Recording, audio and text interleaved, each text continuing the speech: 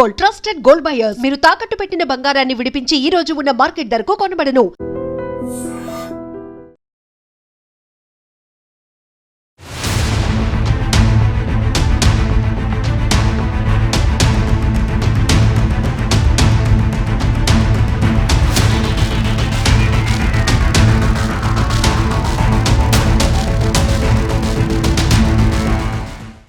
కూకట్పల్లిలో సంచలనం రేపినటువంటి కేస్ అంటే రేణు అగర్వాల్ను అత్యంత దారుణంగా హత్య చేశారు.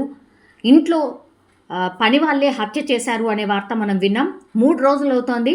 నిందితుల కోసం పోలీసులు గాలిస్తున్నారు అనేటువంటిదే మనం ఇప్పటి వరకు చూసాం. ఎట్టకేలకు ఈ కేసుకి సంబంధించి పోలీసులు ఈ నిందితులు ఎవరైతే ఉన్నారో హర్ష అట్లాగే రోషన్ని పోలీసులు జార్ఖండ్లోని రాంచీలో అరెస్ట్ చేసిండ్రు. అట్లాగే ఇద్దరిని హైదరాబాద్కి ప్రస్తుతం అయితే తరలిస్తున్నట్టు మనకున్నటువంటి సమాచారం. యాక్చువల్లీ ఈ రాకేష్ అగర్వాల్ అట్లాగే రేణు అగర్వాల్ వీళ్ళు ఫతేనగర్లో స్టీల్ షాప్ ఉంది వీళ్ళు ఓనర్స్ అనమాట.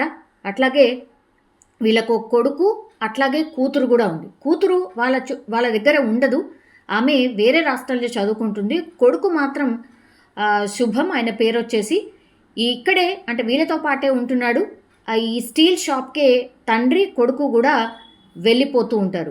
వీళ్ళది ఎగ్జాక్ట్లీ స్వాన్ లేక్, వీళ్ళ అపార్ట్మెంట్ వచ్చేసి Swan Lake apartment 13th floor.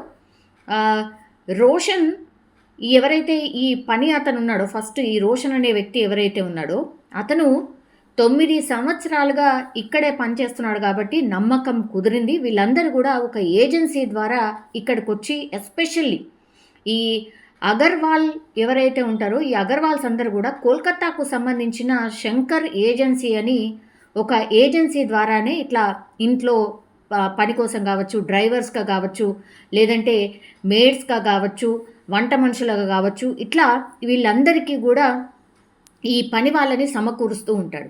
So agency ద్వారానే వీళ్ళిద్దరు కూడా రిక్రూట్ అయినరు. అంటే రోషన్ ఫస్ట్ ఇక్కడ 9 సంవత్సరాలు ఉన్నాడు కాబట్టి చాలా నమ్మకస్తుడు కాబట్టి, అది కూడా ఇప్పుడు రేణు అగర్వాల్ అట్లాగే రాకేష్ అగర్వాల్ ఫ్యామిలీ ఎవరైతే ఉన్నారో వాళ్ళ రిలేటివ్స్ ఇంట్లోనే ఇప్పుడు ఈ రోషన్ అనే వ్యక్తి పనిచేస్తూ ఉంటాడు. ఈ రోషన్ ద్వారానే హర్ష అనే వ్యక్తిని కేవలం 11 రోజుల క్రితమే ఇక్కడికి పిలిపించుకున్న తర్వాత ఈ హత్యకు స్కెచ్ వేసినట్టుగా పూర్తిగా పోలీసులు అయితే ప్రాథమిక నిర్ధారణకైతే వచ్చింది.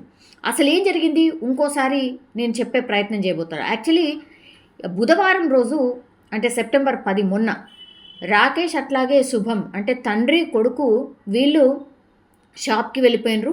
రేణు అగర్వాల్ ఇంట్లో ఒంటరిగా ఉంటుంది. కొన్ని రోజుల క్రితం ఆమెకు ఆపరేషన్ అయినట్టుగా కూడా చెప్తున్నారు. సో ఇంట్లో పని కోసం ఒక పని వాళ్ళు అవసరం ఉండే, అందుకని ఈ ఏజెన్సీ ద్వారా పని అతన్ని కుదుర్చుకున్నారు. అట్లాగే దానికోసం ఈ రోషన్ ఎవరైతే 9 సంవత్సరాలుగా ఉంటున్నాడో అతను కూడా హెల్ప్ చేసి ఈ హర్ష అనే వ్యక్తిని ఎవరైతే ఉన్నాడో ఈ హర్ష అనే వ్యక్తిని పని కోసం కుదుర్చుకున్నారు.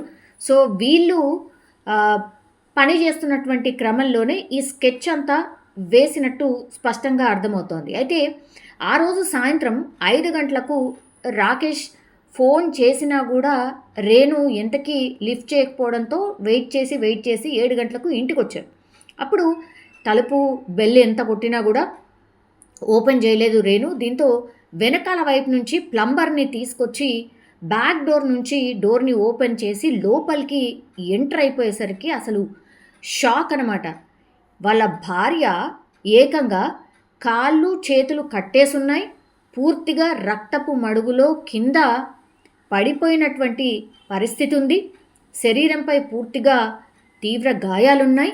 రోదిస్తూనే ఈ షాకింగ్ ఇన్సిడెంట్ని పోలీసులకు సమాచారం అందించాడు.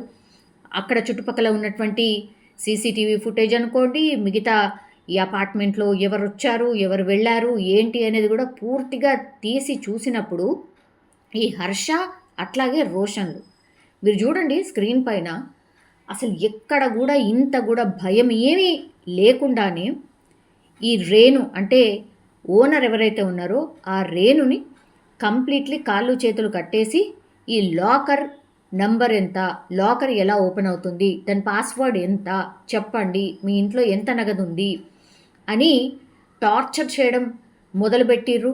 ఆ తర్వాత అరిస్తే చంపేస్తామని బెదిరించిండ్రు, కాళ్ళు చేతులు కట్టేసిండ్రు, ఇంట్లోనే కూరగాయలు కోసే చాకు, అట్లాగే ఇంట్లో ఉన్నటువంటి కత్తెర, దెన్ వాళ్ళ ఇంట్లోనే కుక్కర్తోని ఆమె తల మీద కొట్టడం, అట్లాగే పొడవడం, ఇవంతా చేసిన తర్వాత ఆమె చెప్పడానికి ఎంతకీ నిరాకరించడంతో వాళ్ళే ఈ లాకర్నంతా ఓపెన్ చేసేసి లాకర్లో ఉన్న కొంత నగదు, అట్లాగే ఆమె రేణు ఒంటి మీద ఉన్నటువంటి బంగారం కావచ్చు, తర్వాత లాకర్లో దాచుకున్నటువంటి కొద్దిపాటి బంగారాన్ని పూర్తిగా వాళ్ళ ఇంట్లోనే, అంటే రోషన్ వాళ్ళ ఇంట్లో ఉన్నటువంటి బ్యాగ్లోనే సర్దుకొని, అట్లాగే ఆమెను చంపిన తర్వాత వాళ్ళ బట్టలన్నిటి మీద రక్తపు మరకలు ఉంటాయి కాబట్టి వాటన్నిటినీ తీసేసి వాళ్ళ ఇంట్లోనే స్నానం చేసి బట్టలు మార్చుకొని బ్యాగులు తీసుకొని దర్జాగా ఈ రేణు వాడేటటువంటి బండి ఏదైతే ఉంటుందో ఆ బండి మీదనే ఎస్కేప్ అయినటువంటి ఉదంతం. ఇది కంప్లీట్గా ఒక సెన్సేషన్ కేసు లాగా మారిపోయింది. సో ఒక్కసారిగా ఈ సీసీటీవీ ఫుటేజ్లు చూపించిన తర్వాత మా ఇంట్లోనే ఇతను పనిచేస్తాడని భర్త చెప్పడం, కొడుకు చెప్పడం, అట్లాగే చుట్టుపక్కల వాళ్ళు చెప్పడం, దెన్ వాళ్ళు ఎస్కేప్ అవుతున్నటువంటి విధానం, వాళ్ళు వెళ్తున్నటువంటి తీరు, అట్లాగే వెకిలిగా నవ్వుతున్నారు ఏదో సాధించడం అన్నట్టుగా.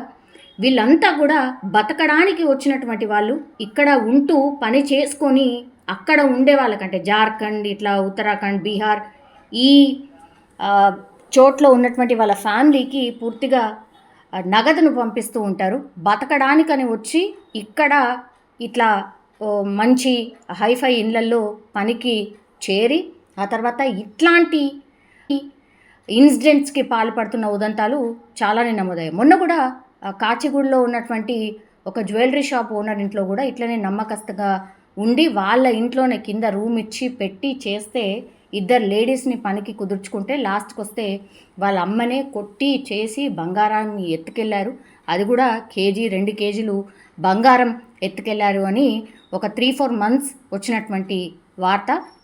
మనం అక్కడికి కూడా వెళ్ళి చూసినప్పుడు చాలా నమ్మకంగా ఉన్నారు, మాకు ఇంత కూడా డౌట్ రాలేదు అన్నటువంటి మాట చెప్పారు. సో వీళ్ళందరూ కూడా, అంటే అందరూ అని కాదు కానీ చాలామంది ఎవరైతే బయట నుంచి ఇక్కడికి వచ్చి బతకడానికని వస్తున్నారో అక్కడ ఏమీ ఉండదు. ఇక్కడికి వచ్చిన తర్వాత లగ్జరీ లైఫ్ కానీ, లేకపోతే ఇక్కడ వాళ్ళు నివసిస్తున్న తీరు కానీ, వాళ్ళు ఖర్చు పెట్టే తీరు కానీ, అండ్ వాళ్ళ మీద ఒంటి మీద ఉన్నటువంటి బంగారం లేదంటే నగదును చూసిన తర్వాత వీళ్ళు ఈజీగా మనీ సంపాదించవచ్చు, ఈజీగా ఎస్కేప్ అవ్వచ్చు అన్న భ్రమలో ఈ ఇన్సిడెంట్స్కి అయితే పాల్పడుతున్నట్టుగా మనకైతే స్పష్టంగా అర్థమవుతోంది.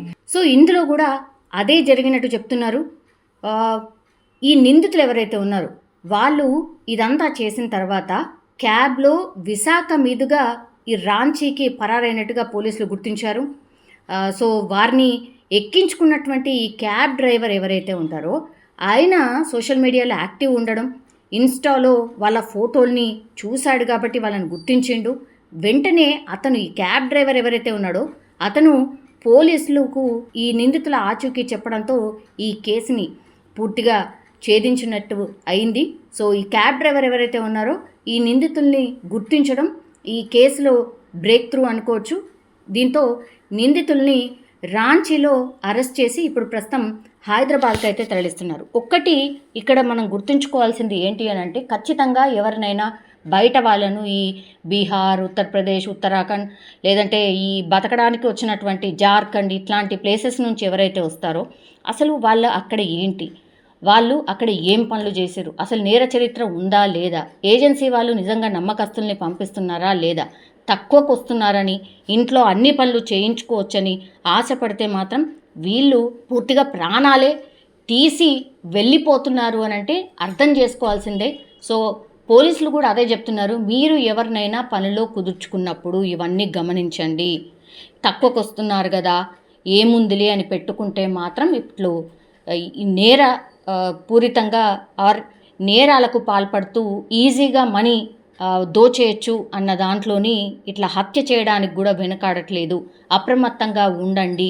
అట్లాగే చాలామంది ఇప్పటికీ కూడా ఇట్లా చాలామంది ఈ జార్ఖండ్ ఇట్లాంటి ప్లేసెస్ నుంచి వచ్చి పనిలో పెట్టుకున్న వాళ్ళు ఇప్పటికీ చాలామంది ఉన్నారు. చాలా అంటే చాలామంది ఇక్కడ అట్లాంటి పనులు చేస్తున్న వాళ్ళే ఉన్నారు. ఇంట్లో కూడా పనులు కుదుర్చుకున్న వాళ్ళు ఉన్నారు. ఒకసారి క్రాస్ చెక్ చేసుకోండి. దాని తర్వాత వాళ్ళ బ్యాక్గ్రౌండ్ ఏంటో చూడండి. ఈ ఏజెన్సీస్ ఎవరైతే మీకు మనుషుల్ని పంపించారో వాళ్ళతోని మళ్ళీ మాట్లాడండి, క్రాస్ చెక్ చేసుకోండి. ఒకవేళ ఇట్లాంటి పరిస్థితులు ఎదురైతే ఏం చేయాలి అనేది కూడా మీరు అప్రమత్తంగా ఉండాల్సిన అవసరం అయితే ఈ కేసు ద్వారా మనకైతే అర్థమవుతుంది. ఎట్టకేలకి కుకట్పల్లిలో 3 రోజుల క్రితం జరిగినటువంటి ఈ రేణు హత్య కేసునైతే పోలీసులు ఛేదించారు. వాళ్ళని ఇక్కడికి తీసుకొచ్చిన తర్వాత సీన్ రీకన్స్ట్రక్షన్ చేసిన తర్వాత అసలు ఏం జరిగింది, ఏంటి, ఈ ఇన్సిడెంట్ ఎట్లా పాల్పడ్డారు, అసలు దేనికోసం చేశారు, ఈ విచారణ తర్వాత పోలీసులు మీడియా ముందు నిందితుల్ని ప్రవేశపెట్టే అవకాశం ఉంది. వీళ్ళు ఇద్దరు కాకుండా ఇంకా వీళ్ళిద్దరికి కూడా 4 సహకరించినట్టుగా కూడా చెప్తున్నారు. కాబట్టి మరి వాళ్ళెవరు, వాళ్ళెక్కడున్నారు, ఇదంతా కూడా కేసుని ఛేదించిన తర్వాత పోలీసులు ప్రెస్ మీట్ పెట్టి అసలు ఇన్సిడెంట్లో ఏం జరిగింది ఏంటి అనేది చెప్పే అవకాశం అయితే కనిపిస్తోంది. For more videos, subscribe to iDream. Please like, share and subscribe to the channel. Congratulations, iDream. Subscribe to iDream. Subscribe to iDream. So subscribe to iDream Media. iDream ki iDream team andarki huge congratulations. Please subscribe iDream Media. Please subscribe to iDream. Subscribe iDream. Please subscribe to iDream. iDream అంటే నా కళల ఛానల్ను subscribe చేసుకున్న నోరు తిరుగుతలేదు. మీరైతే గంట గుర్తు కొట్టండి. For more such videos, please subscribe to iDream. Subscribe to iDream. Please subscribe to iDream. Please subscribe iDream Media. Please do subscribe to iDream. Please subscribe to iDream Media. For best entertainment and information, please subscribe iDream.